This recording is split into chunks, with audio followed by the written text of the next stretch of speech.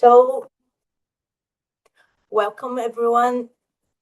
And firstly, I would like to thank you all for joining us today to the first webinar of the Info Dengue Most Climate Dengue Challenge 26th, third edition. And the main objective of today is to present the methodology used to evaluate the predictive models and to share the results of the validation round, the first phase of the challenge. So before we move to the technical presentation, I would like to highlight some numbers over the past 3 years of IMDC. Well, the challenges began in 2024 with 6 teams and 8 predictive models. In 25, we had the participation with for 50 teams and 19 models and over 50 participants and researchers.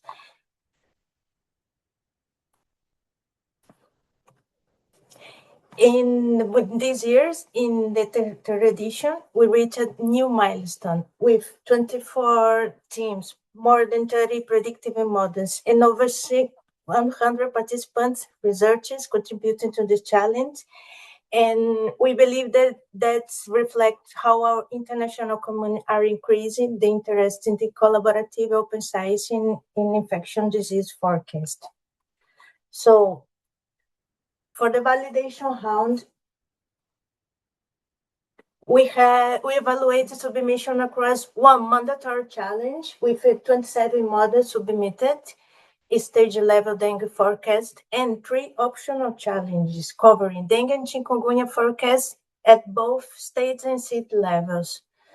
So I would also like to thank every team for your enthusiasm and commitment, and then for investing in developing this model, and say that your contribution makes this initiative possible. And now it's my pleasure to introduce Professor Flavio Coelho, who will present the evaluation methodology and the results of the validation route in detail. And at the end of the Flavio's presentation, we will have a questions and answer session. So please feel free to save your questions until then. You can write in the chat or raise your hand to ask it for Flavio and our Most Climate teams. Well, thank you once again for being with us today, and I hope you enjoyed the webinar. Flavio, the floor is yours.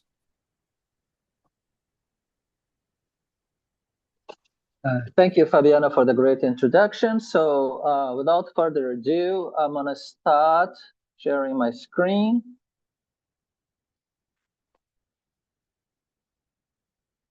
Here we go. So I hope everyone can see my slides. Well, it's a great joy, honestly, to be here today to host this first webinar for the IMDC 2026. It's been a lot of work for everybody involved, and I include in that all the teams that have worked hard to submit the models. We wouldn't have this event without you. So with that said, let's move on to looking at some of the results, the initial results that we have so far. I should also say that there's a lot of data that we crunched about the initial submissions that we're not able to show in this short presentation. So there will be links in the presentation later on for you to go to our earlier report, our preliminary report for the validation phase to check additional results. I'll remind you when the QR code shows up. So a little outline of our presentation today is we're going to start with talking about some aspects of the organization, and then move on to the results, and we're going to talk some selected results from the dengue challenge at the state level, then the chikungunya challenge at the state level, and then our new this year city level challenge. And then we'll move on to, talk a little bit more about the next steps and how the whole thing will proceed.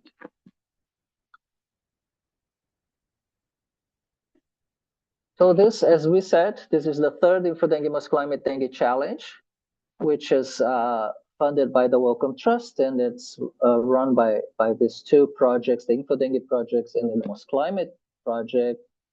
And it's like Fabiana has already mentioned, it's been running for 3 years. And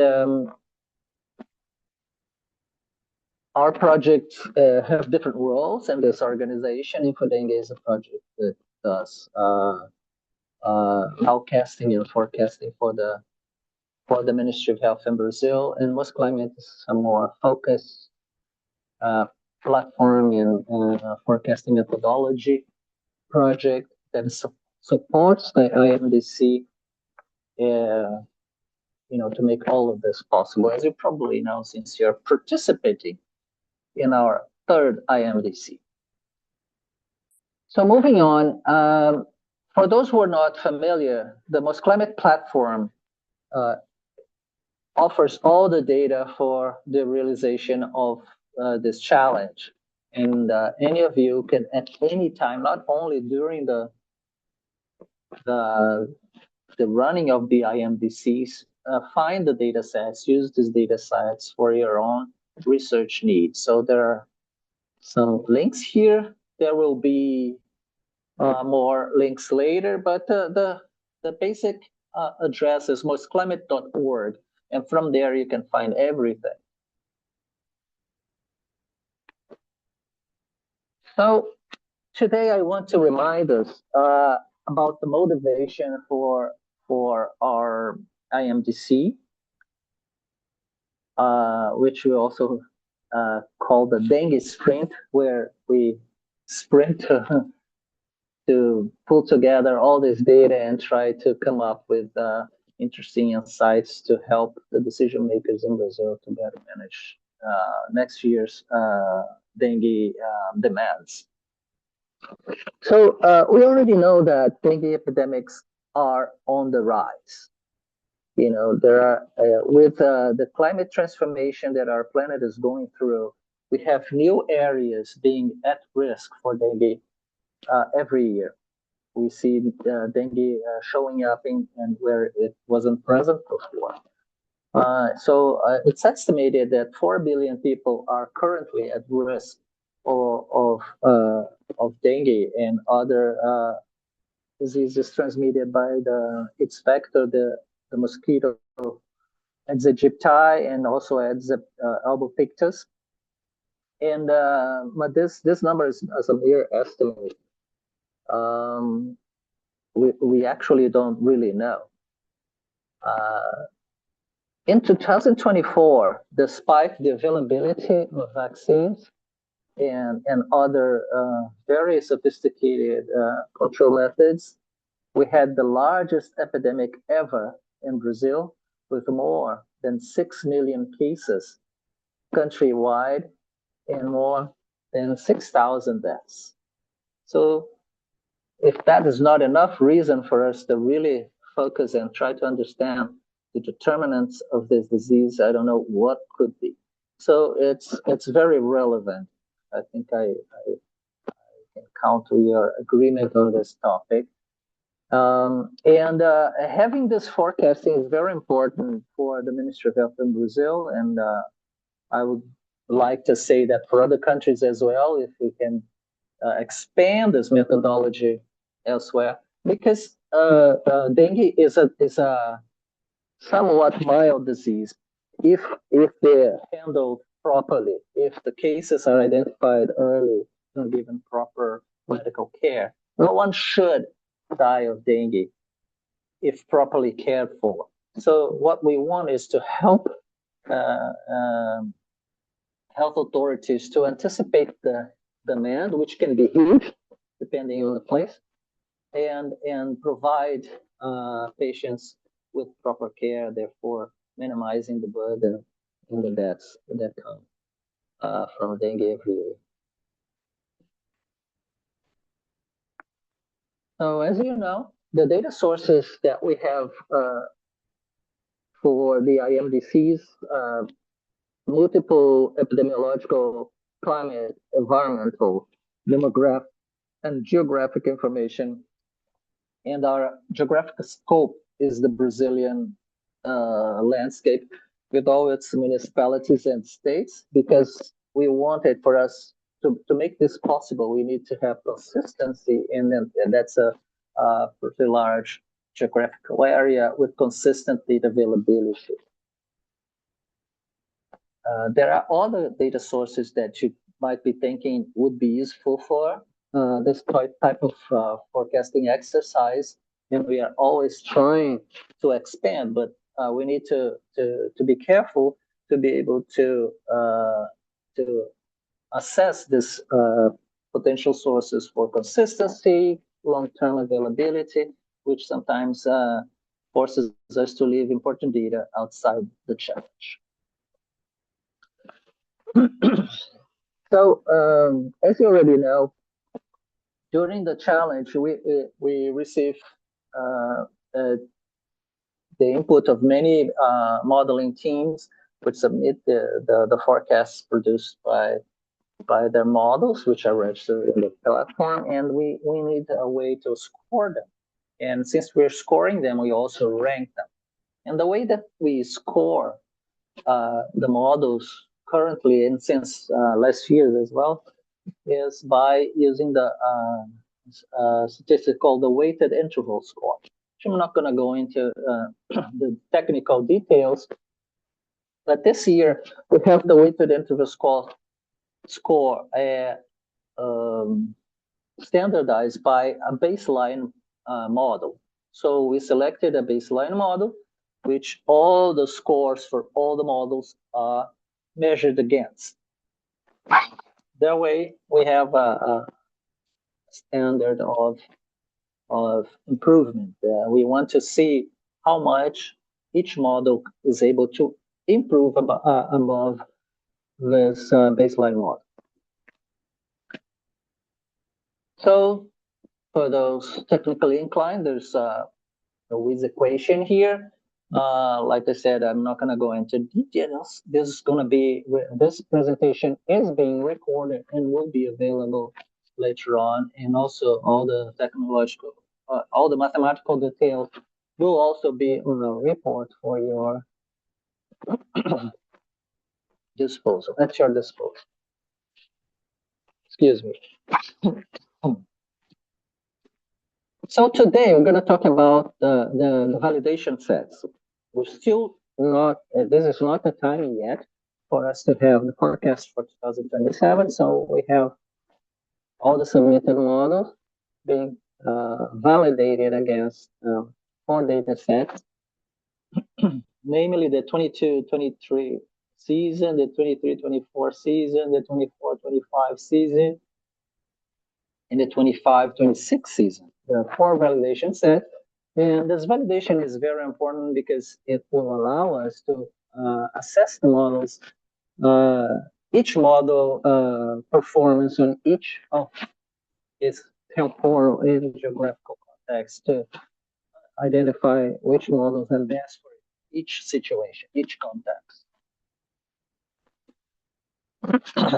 So if we look in time, we have here the full view of the entire epidemiological series, here shown aggregated for the full country, which comes from 2010 to today. And the validation sets are identified by these bars, these blue bars, which are shown in the graph. So the idea is that models can learn from the full history, but they're validated on the last 4 years.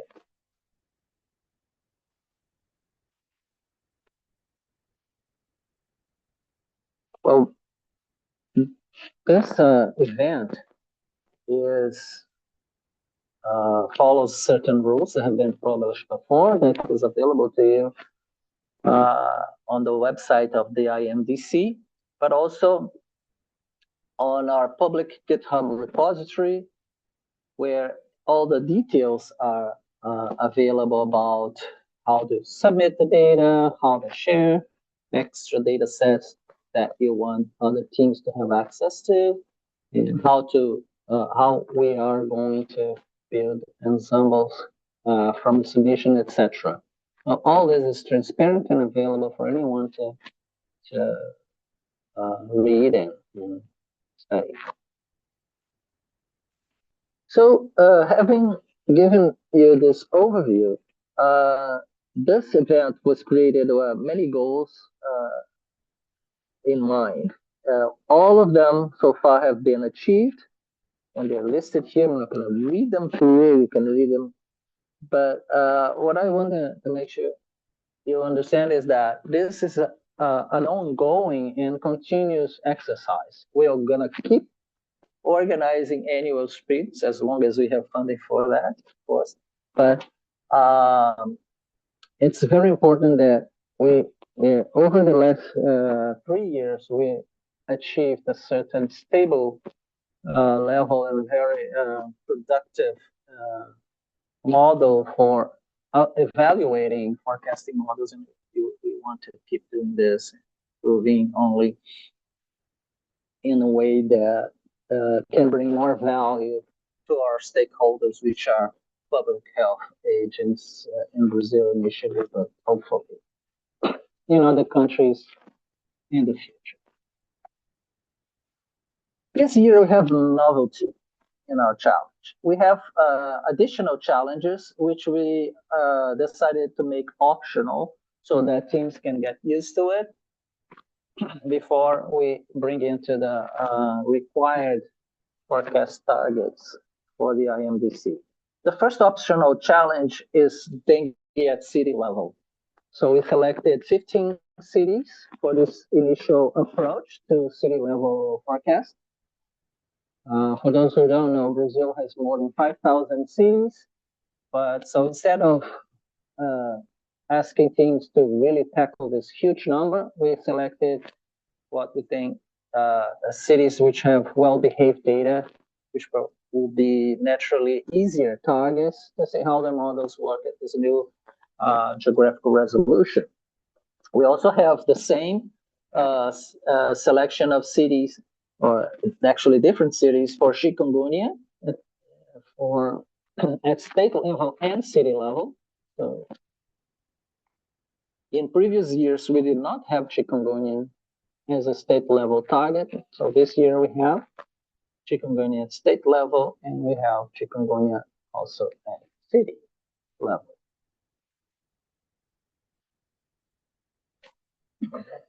So for these additional challenges, we added some extra data to help us define the data set that would be used for the additional challenges. So for the we used also 2 scenarios, like scenario 1, cities with more than 300,000 inhabitants, and a second scenario, cities of population between 50,000 and 300,000 scenarios. And so we have these selected selection criteria, and after filtering Brazilian cities using this criteria, we then randomly selected cities within the set that matched those criteria, and we ended up with this particular selection of cities across Brazil for dengue, and for chikungunya, we have a different selection of cities. This is important because the geographical distribution of the burden of dengue and chikungunya in Brazil is not the same, even though quite similar. So the optimal selections for each disease need to be different. So let's go into the results. So I have a QR code here for you to reach our report, the written report. It's very long, full of charts and tables. And this QR code will take you to the root of this the result repository, and then you can navigate to find the results for each challenge. So, like I said, we cannot go. We can only show a few results, few selected results here. So, as Fabiana already mentioned in the beginning, we had 27 models contributing results for the mandatory challenge. For the optional challenge, just a few teams decided to take on the optional challenges. So you have 10 models for the city level, 11 models for chikungunya state level, and 6 models tackling chikungunya city level. So let's look at some results for dengue at state level. So this is more or less what I already said. We have also, it's interesting to say that we have a different approaches for forecasting. We have more traditional statistical models. We have mechanistic models, which are mathematical models representing the transmission mechanism of dengue and chikungunya. We have machine learning and deep learning models. We have models that are ensemble of other models. So we have a whole host of approaches that participating teams have adopted, and all of them will be compared to the baseline, as already said. So, as the first nugget of information, from our results, I'll show you this chart. This chart is interesting because it gives us a good overview of the distribution of performance of the models without being geographically explicit at this moment. And the way that you can read this chart is the following. At the green square, we have models that are consistent in their performance, therefore we name them stable. They do not vary their performance much. And they are also typically better than the baseline than other models. So the models that are below 0 here on the x-axis, they are on average better than the baseline model. So they are better in terms of they're more accurate in their forecasts, and they are also consistent. So the in gray and not identified for lack of space, we have other models that are either unstable or not very on average better than the baseline. We should also say that the baseline represents mostly what is expected from the historical average of cases. So what we want from the forecasting models is that they can give us more information than that. So overall, for the dengue state model, which is the required prediction target, those were the best overall performing models. When we present this initial ranking, it doesn't mean a whole lot, because as you'll see in slides that I'm going to show a little bit later, there's a great variability on the context in which each model is best. So here we are talking about an average performance. So on average, these models were better than the rest. They could be ranked using the weighted interval scoring in this order. So if we look at this in a little bit more detailed view, you have on the lines the states, because the target here, dengue at state level. And on the x-axis and the columns, you have the name of the models, which you probably cannot read because of the size of the lettering. But what's interesting here is to show that there are some models to the left, or to the beginning. For instance, the first column there, mostly green, means that this particular model is mostly above the baseline when it generates forecasts for the validation set.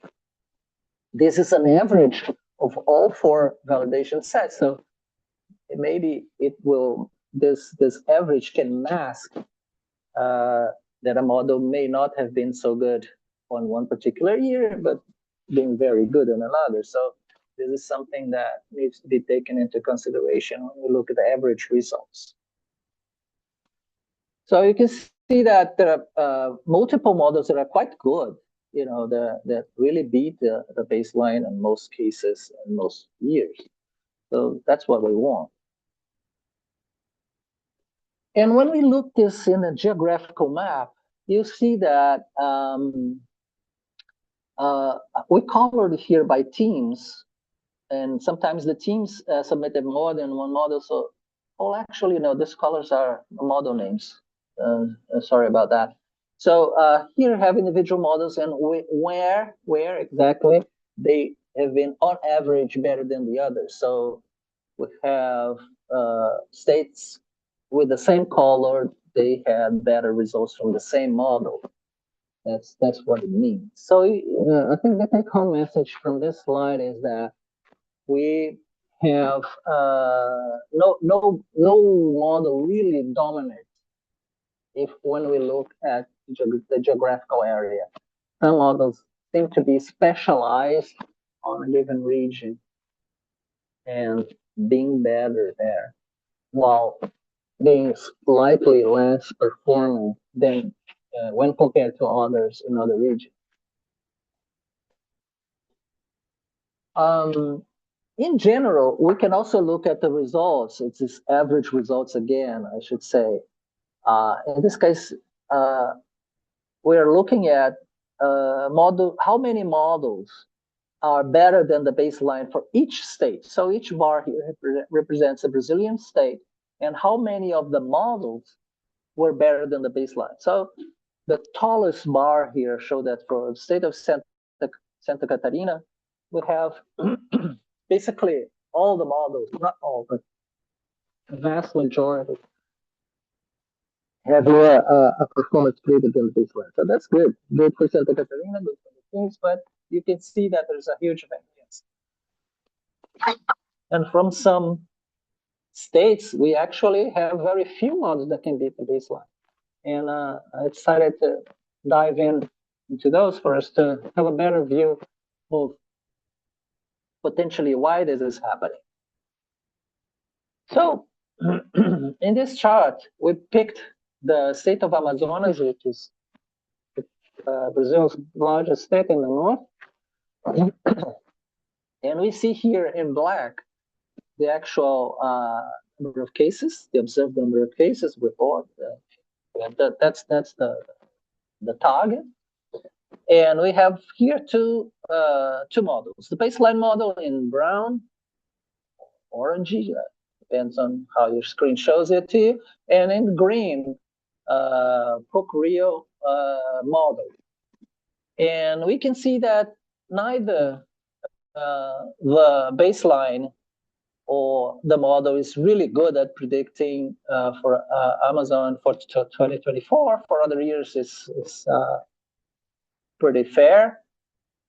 So the idea is that when we look on averages, we have some years that are extremely hard to predict, and that's will always be in this whole IMDC edition, the year of 2024, because the year of 2024 is the top year ever for incidence of dengue. So we expect the models will have a hard time really predicting for 2024. And another example is the state of Goiás. And here the contrast is humongous when we look at 2024. So the black curve is what's been observed, and what the model said in the colored lines. And no one actually, no one, I mean, no model was able to predict 2024 for Goiás. It was way above the historical averages, and it's very hard for models to predict that. This can be looked at as a challenge, of course, but also can be looked at as an opportunity because it means also that we need to find out what is the missing piece of the puzzle that would allow us to predict this very different years.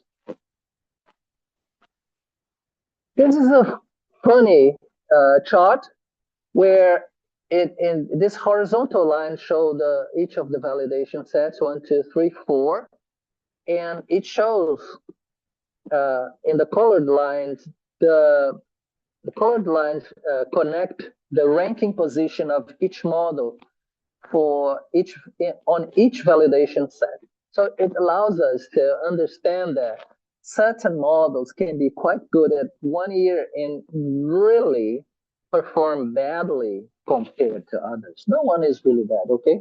But compared to other models, be at the end of the line, and on the next year you can climb all the way up to the top. So we cannot.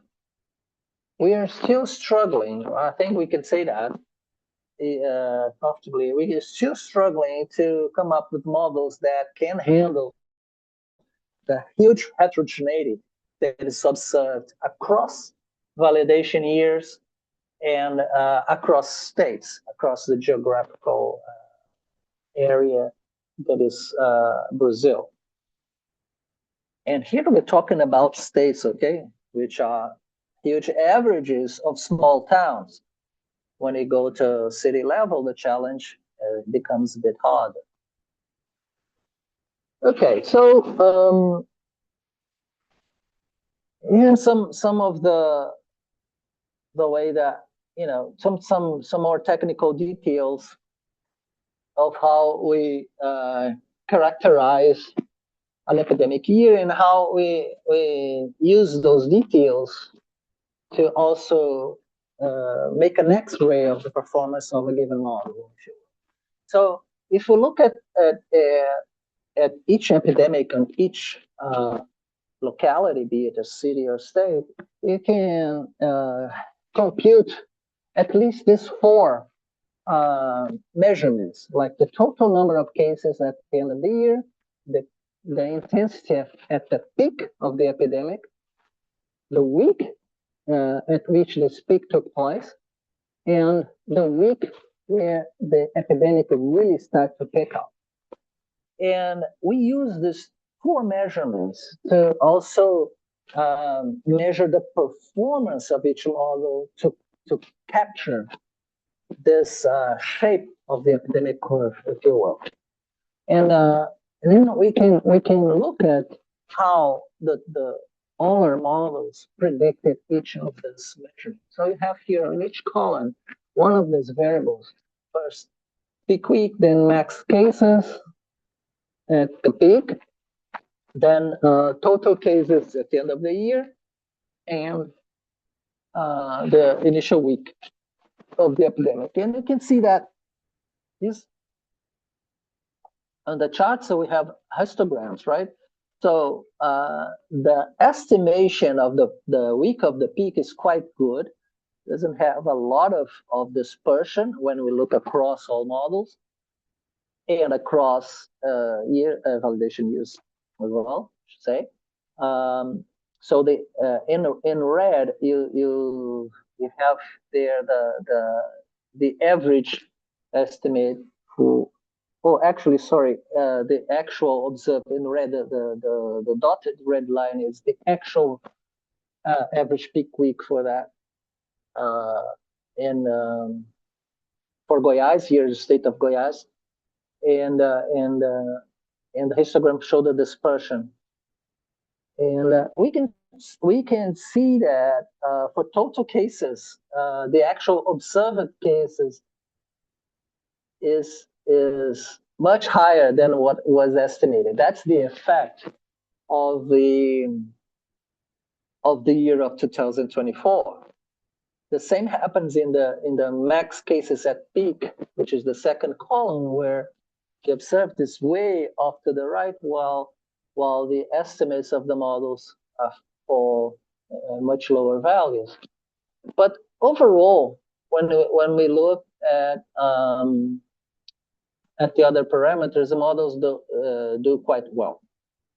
They are not at all randomly trying to guess this thing. They are consistently narrowing down their estimates square on the target. So let's look at chikungunya at state level. So as you can see here, we have less models, but chikungunya, it's not much difference in terms of performance and accuracy. You could say that a few models capture well, and I'd say even more models are doing a great job for chikungunya at state level than for dengue, if I dare say so. However, there's one interesting fact that we can observe from this chart is that the first three columns means the southern tip of Brazil, the three states that are on the or we call the South region. And absolutely no model was able to beat the baseline for these states. So that could be for a number of reasons. The fact that chikungunya starts spreading from the north, so there's fewer data for the states in the south, but still we only selected those cities because there were data. It's not like no incidents at all. There are some incidents. As you can see here, one example from the south, the state of Paraná, and you can see that we've been having epidemics at least for chikungunya, at least from 2016, and you can see in the inset and in the bigger picture, a zoom for the validation years. And the baseline failing miserably. That's okay. Chikungunya is much more challenging, like I said, because of a shorter historical timeline, but that's okay. We want to improve this. And I dare say that if the baseline is not doing great, that's an opportunity also for each of the models to beat it, if they can. So there you go for another southern state, Santa Catarina. We also have the baseline severely underestimating for all validation years, with the exception of 2026, which basically did not have cases. I mean very few. For Rio Grande do Sul, which is the third southern state, this is the situation. And so as you can see, it's not exactly trivial to understand why models do well or they fail. We're putting a lot of effort on this, and we hope to release more information about how we can perform these evaluations on from other perspectives. But it's a big methodological challenge. Now on to the city challenge. Let's move on.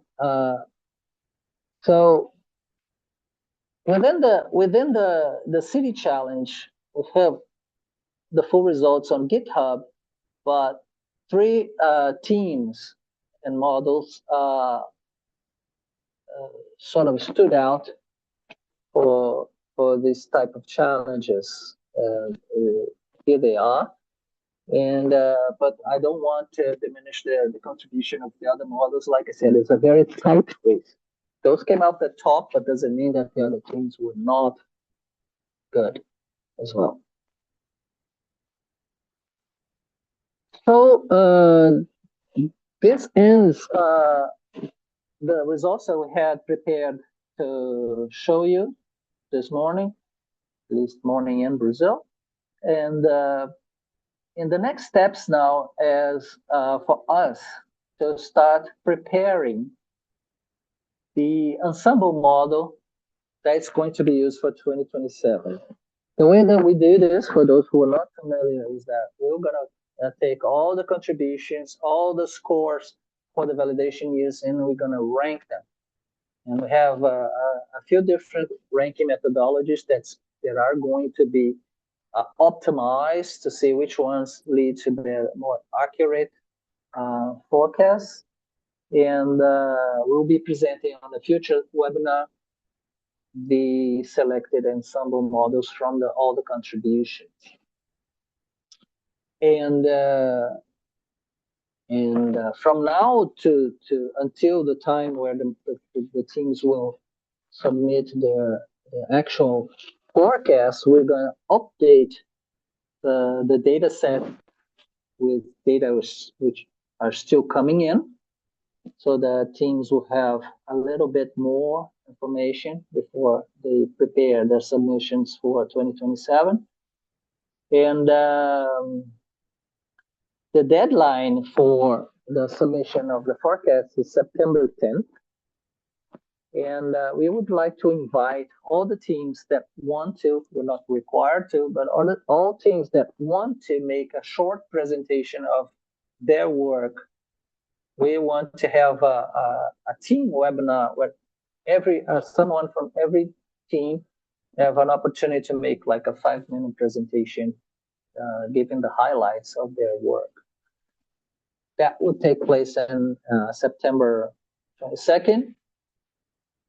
And we'll have the presentation of the ensemble model after we crunch it all down and prepare the ensemble forecast on October 15th. And as we do traditionally every year, on October 30th, we have a webinar in Portuguese, but with subtitles in English and Spanish for all those who want to follow, but it's targeted to the Brazilian Ministry of Health. We want to boil down all our results to make it more accessible and useful for our decision makers in Brazil. And that will take place on October 30th. So save those dates. Don't worry to save them now, because this is going to be on our YouTube channel, so you can always go back and have a look. And also, those dates will also be in the IMDC website.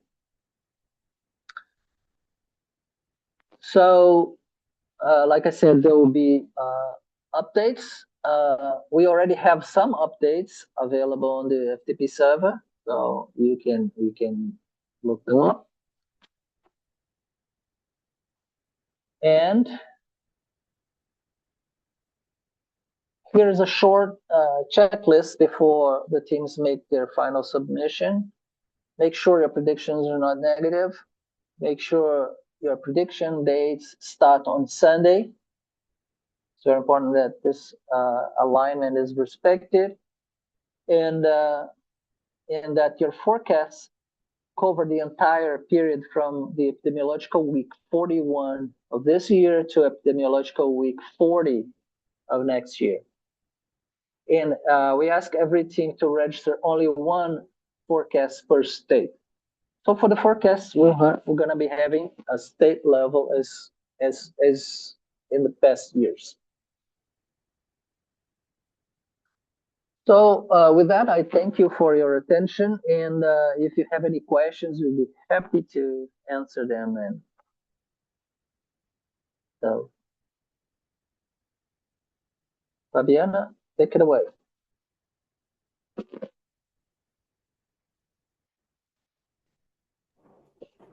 So questions, doubts, suggestions? Anyone?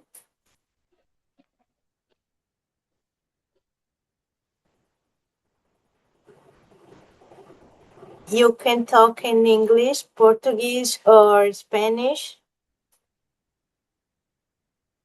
Hi, Fabiana. I have one question for Flavio. Okay, go on, Okay. Rodrigo. Let's talk in Portuguese. It's better for me. Flávio, você tentou dividir o Brasil por regiões e tentar criar esses modelos por regiões? E se tentou, teve algum resultado melhor que esse ou foi pior que esses modelos que você fez essa divisão por cidades, por 15 cidades, ou pelo Brasil inteiro? Okay, let me answer you in English if that's okay, because of the all audience. So I will repeat the question in English. So the question was about if we have tried to divide the country in regions and try to forecast by region, and if in this case the forecast were better or worse. The quick answer to your question is yes. We've done this exercise with our internal teams. We have a few teams on our own research groups. And we've extensively tried different segmentations by health region, by political region, and either modeling it at that level directly or modeling at a smaller scale and then aggregating the predictions. We tried everything. The point is that if we aggregate too much, then you oversee some things, and the usability of the results gets diminished. So the reason why we're doing it at state level is partially because we in conversation with the Ministry of Health, we've said that that was an useful geographical resolution for them to take action. But I should say also that in parallel and independently to the IMDC, we provide the ministry with forecasts at city level regularly. So whenever they feel like they need a better view on a specific geographical uh, area, be it a city or sometimes even sub-city, we can provide them because the models tend to perform well in different scales. So that's my answer. Yes, my question is because we are working in some models to program to iDash, and you try to divide in regions, north, south, northeast, and you have good results in some models. We tested random forest, lasso regression, LSTM, and now I'm working in Minister Health, and would like to propose these this this project for them. Did you work in what department? The minister, the health Oh, minister. it's for the people from the dengue management team. Yeah. Okay, Okay, we okay, can talk more later. Reach out to us and we can discuss this in more detail. okay. Thank you. Rodrigo, what is your institution? Minister of Health? No, I'm working data source. DataSUS. Okay. So the next one is Paulo. Can you introduce yourself and your institution briefly? Yes, hi. Can you hear me? Yeah. Okay, yeah, I'm Paulo, leader of the InfraMind EFGW team from Unicamp. First, thank you for the work so far. Thank you for all the work. This is a great project. I just have a technical question for Flavio on slide 25, if you can open that.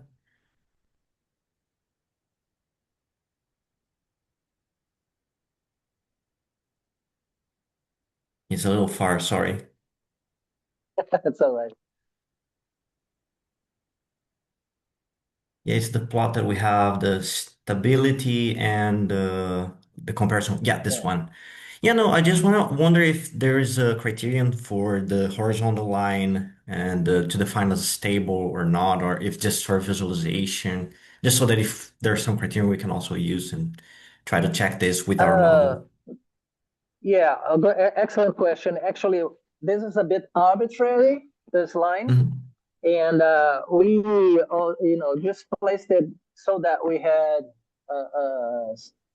we could get this cluster within the green line, because there were no other models in the top left corner. So Mhm. we set that, but there's Flávio, no natural. Yes. we used for the horizontal line, use the median of the standard deviation of the models. Okay.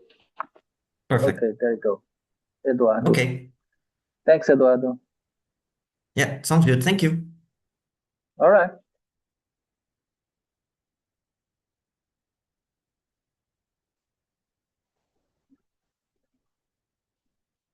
Any other questions? No more questions. Anyone who like to share their experience to develop the models or something like that want to present your team or share some thoughts with us?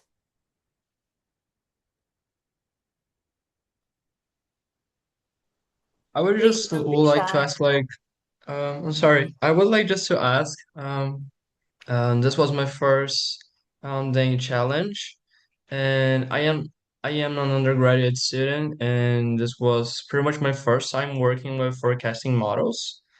So like I would just have like some questions like in the case of like data preprocessing and etc.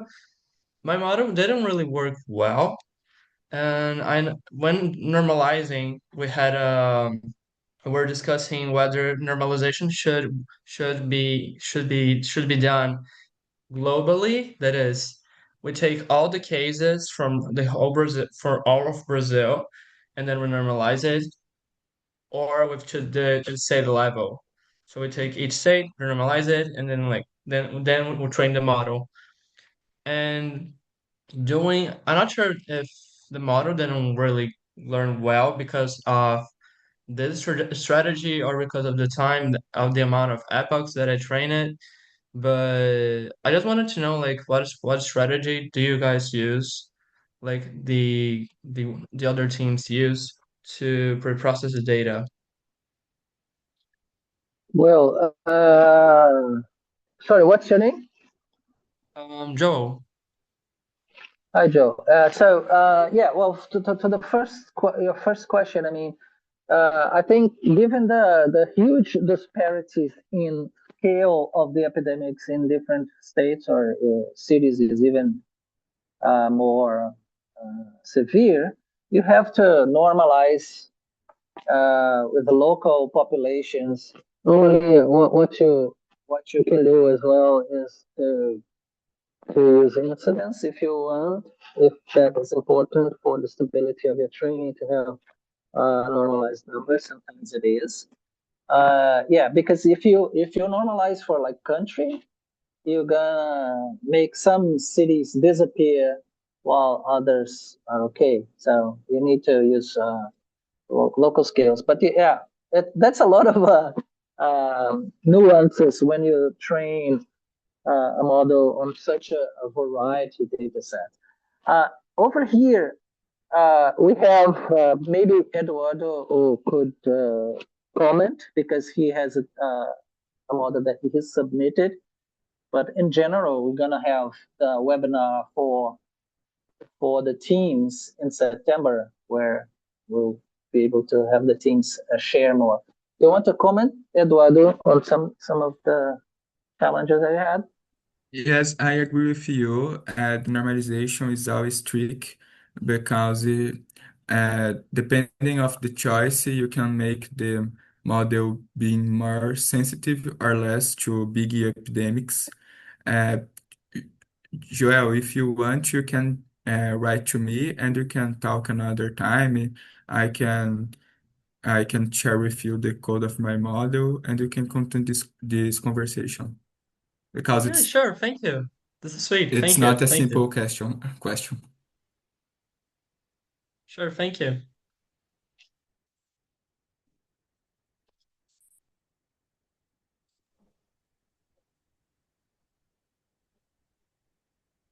Anyone?